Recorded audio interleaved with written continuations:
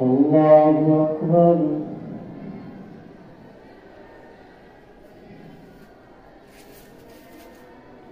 الحمد لله رب العالمين الرحمن الرحيم مالك يوم الدين إياك نعبد وإياك نستعين اهدنا الصراط المستقيم صراط الذين أنعمت عليهم غير المغضوب عليهم ولا الضالين. وقال الذين لا يرجون لقاءنا لولا أنزل علينا الملائكة أو نرى ربنا لقد استكبروا في أنفسهم وعتوا عتوا كبيرا يوم يرون الملائكة لا بشرى يومئذ للمجرمين ويقولون حجرا مهجورا وقدمنا إلى ما عملوا من عمل فجعلناه هباء منثورا. أصحاب الجنة يومئذ خير مستقرا وأحسن مقيلا. ويوم تشقق السماء بالغمام ونزل الملائكة تنزيلا. الملك يومئذ الحق للرحمن وكان يوما على الكافرين عسيرا. ويوم يعد الظالم على يديه يقول يا ليتني اتخذت مع الرسول سبيلا يا ويلتى ليتني لم اتخذ فلانا خليلا لقد أضلني عن الذكر بعد إذ جاءني وكان الشيطان للإنسان خذولا. وقال الرسول يا ربي إن قوم اتخذوا هذا القرآن مهجورا.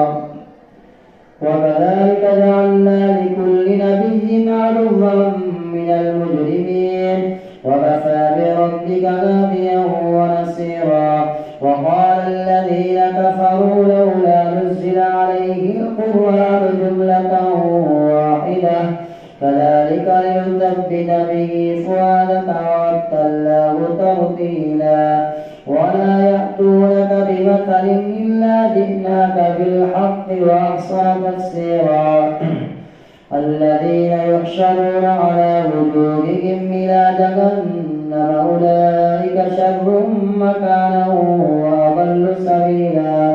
ولقد آتينا موسى الكتاب وجعلنا معه أخاه هارون وزيرا. فقلنا اذهبا إلى القوم الذين كذبوا بآياتنا فدمرناهم تدميرا. وقوم نوح لما كذبوا الرسل أغرقناهم وجعلناهم للناس آية وأعتدنا للظالمين عذابا أليما. وعادا وثمود وأصحاب الرس وقرونا بين ذلك كثيرا وكلا ضربنا له الأمثال وكلا تبرنا تتبيرا. ولقد أتوا على القرية التي أمطرت مطر السوء أفلم يكونوا يرونها بل كانوا لا يرجون نشورا. وإذا رأوك إن يتخذونك إلا هزوا أهذا الذي بعث الله رسولا إن كاد ليضلنا عن آلهتنا لولا أن صبرنا عليها. وسوف يعلمون حين يرون العذاب من أضل سبيلا. أرأيت من اتخذ إلهه هواه أفأنت تكون عليه وكيلا. أم تحسب أن أكثرهم يسمعون أو يعقلون إن هم إلا كالأنعام بل هم أضل سبيلا. ألم تر إلى ربك كيف مد الظل ولو شاء لجعله ساكنا ثم جعلنا الشمس عليه دليلا ثم قبضناه إلينا قبضا يسيرا. وهو الذي جعل لكم الليل لباسا والنوم سباتا وجعل النهار نشورا. وهو الذي أرسل الرياح بشرا بين يدي رحمته وأنزلنا من السماء ماء طهورا لنحيي به بلدة ميتا ونسقيه مما خلقنا أنعاما وأناسيا كثيرا ولقد صرفناه بينهم ليذكروا فأبى أكثر الناس إلا كفورا ولو شئنا لبعثنا في كل قرية نذيرا فلا تطع الكافرين وجاهدهم به جهادا كبيرا وهو الذي مرج البحرين هذا عذب فرات وهذا ملح أجاج وجعل بينهما برزخا وحجرا محجورا وهو الذي خلق من الماء بشرا فجعله نسبا وسهرا وكان ربك قديرا ويعبدون من دون الله ما لا ينفعهم ولا يضرهم وكان الكافر على ربه ظهيرا وما أرسلناك إلا مبشرا ونذيرا قل ما أسألكم عليه من أجر إلا من شاء أن يتخذ إلى ربه سبيلا وتوكل على الحي الذي لا يموت وسبح بحمده وكفى به بذنوب عباده خبيرا الذي خلق السماوات والأرض وما بينهما في 6 أيام ثم استوى على العرش الرحمن فاسأل به خبيرا وإذا قيل لهم اسجدوا للرحمن قالوا وما الرحمن أنسجد لما تأمرنا وزادهم نفورا الله أكبر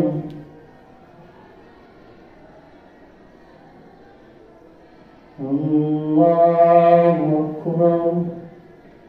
تبارك الذي جعل في السماء بروجا وجعل فيها سراجا وقمرا منيرا وهو الذي جعل الليل والنهار خلفة لمن أراد أن يذكر أو أراد شكورا وعباد الرحمن الذين يمشون على الأرض هونا وإذا خاطبهم الجاهلون قالوا سلاما والذين يبيتون لربهم سجدا وقياما والذين يقولون ربنا اصرف عنا عذاب جهنم إن عذابها كان غراما إنها ساءت مستقرا ومقاما والذين إذا أنفقوا لم يسرفوا ولم يقتروا وكان بين ذلك قواما والذين لا يدعون مع الله إلها آخر ولا يقتلون النفس التي حرم الله إلا بالحق ولا يزنون ومن يفعل ذلك يلقى أثاما يضاعف له العذاب يوم القيامة ويخلد فيه مهانا إلا من تاب وآمن وعمل عملا صالحا فأولئك يبدل الله سيئاتهم حسنات وكان الله غفورا رحيما ومن تاب وعمل صالحا فإنه يتوب إلى الله متابا والذين لا يشهدون الزور وإذا مروا باللغو مروا كراما والذين إذا ذكروا بآيات ربهم لم يخروا عليها صما وعميانا والذين يقولون ربنا هب لنا من أزواجنا وذرياتنا قرة أعين واجعلنا للمتقين إماما أولئك يجزون الغرفة بما صبروا ويلقون فيها تحية وسلاما خالدين فيها حسنت مستقرا ومقاما قل ما يعبأ بكم ربي لولا دعاؤكم فقد كذبتم فسوف يكون لزاما الله أكبر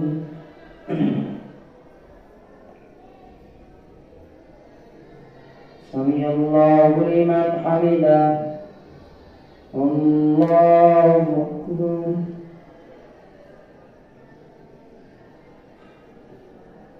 الله أكبر الله أكبر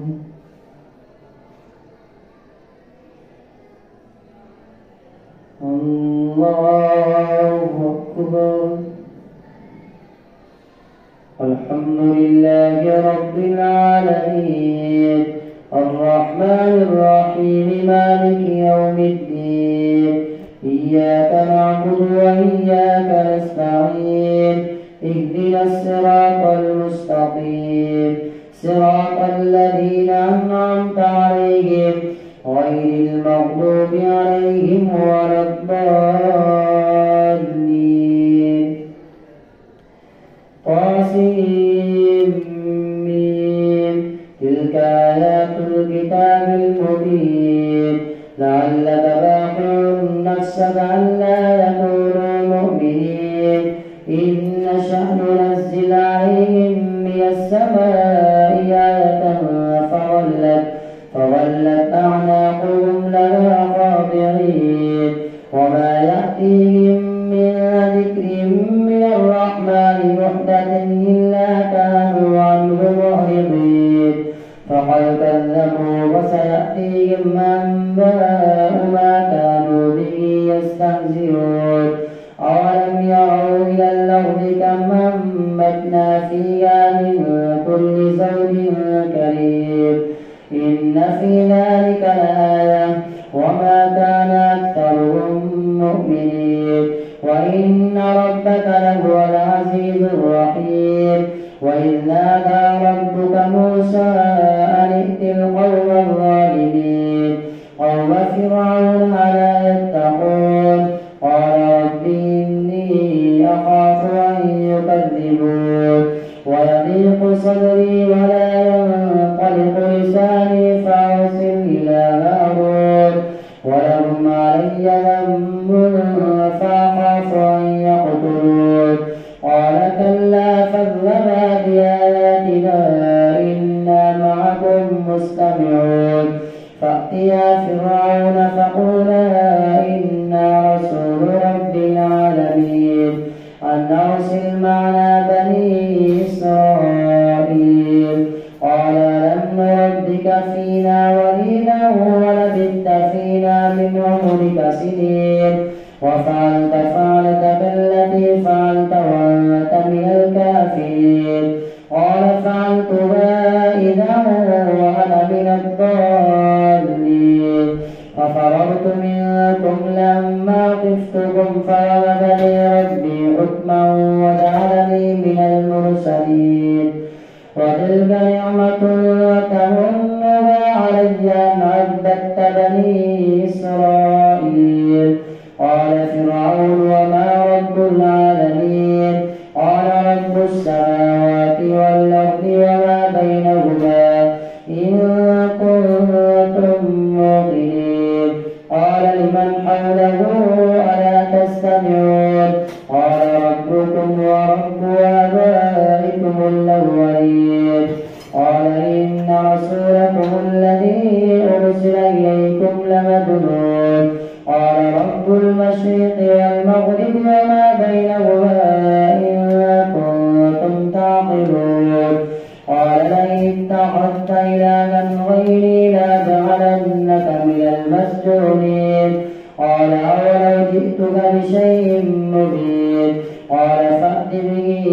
إن كنت من الصادقين فألقى عصاه فإذا هي ثعبان مبين ونزع يده فإذا هي بيضاء للناظرين قال للملأ حوله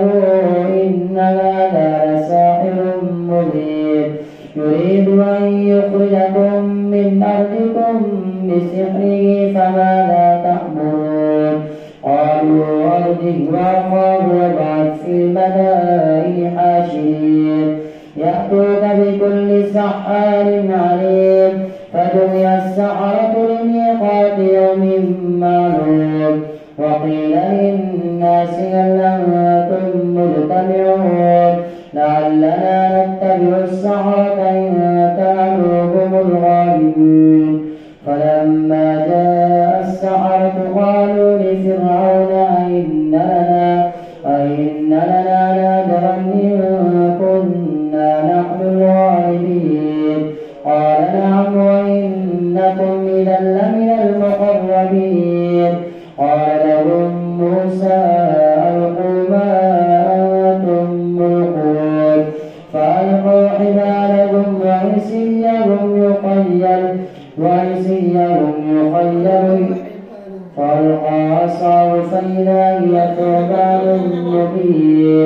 فألقى عصاه فإذا هي ثعبان مبين فألقي السحرة ساجدين قال لهم موسى ألقوا ما أنتم ملقون فألقوا حبالهم وعصيهم وقالوا بعزة فرعون إنا لنحن الغالبون قال نعم وإنكم إذا لمن المقربين قال لهم موسى ألقوا ما أنتم ملقون فألقوا حبالهم وعصيهم وقالوا بعزة فرعون إنا لنحن الغالبون فألقى موسى عصاه فإذا هي تلقف ما يأفكون فألقي السحرة ساجدين قالوا آمنا برب العالمين رب موسى وهارون قال فرعون آمنتم فألقي السحرة ساجدين قالوا آمنا برب العالمين رب موسى وهارون قال آمنتم له قبل أن آذن لكم إنه لكبيركم الذي علمكم السحر فلسوف تعلمون لأقطعن أيديكم وأرجلكم من خلاف ولأصلبنكم أجمعين قالوا لا خير إنا إلى ربنا منقلبون إنا نطمع أن يغفر لنا ربنا خطايانا أن كنا أول المؤمنين وأوحينا إلى موسى أن نسر بعبادي إنكم متبعون فأرسل فرعون في المدائن حاشرين إن هؤلاء لشرذمة قليلون وإنهم لنا لغائظون وإنا لجميع حاذرون فأخرجناهم من جنات وعيون وكنوز ومقام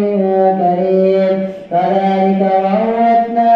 بني إسرائيل فأتبعوهم مشرقين فلما تراءى الجمعان قال أصحاب موسى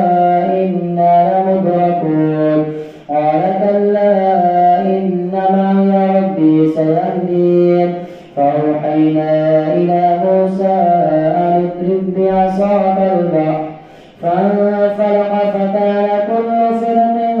كالطود العظيم وأزلفنا ثم الآخرين وأنجينا موسى ومن معه أجمعين ثم أغرقنا الآخرين إن في ذلك لآية وما كان أكثرهم مؤمنين وإن ربك لهو العزيز الرحيم واتل عليهم نبأ إبراهيم إذ قال لأبيه وقومه ما تعبدون قالوا نعبد أصناما فنظل لها عاكفين قال هل يسمعونكم إذ تدعون أو ينفعونكم أو يضرون قالوا بل وجدنا آباءنا كذلك يفعلون قال أفرأيتم ما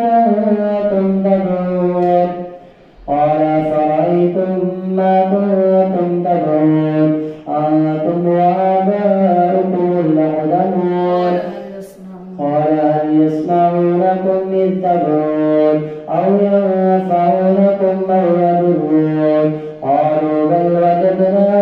آباءنا كذلك يفعلون قال أفرأيتم ما كنتم تدعون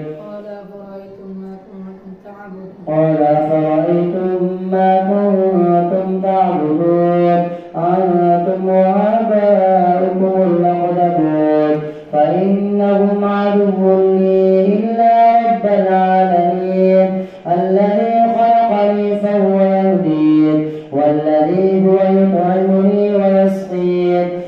وإذا مرضت فهو يشفين والذي يميتني ثم يحيين والذي يطمع أن يغفر لي خطيئتي يوم الدين رب هب لي حكما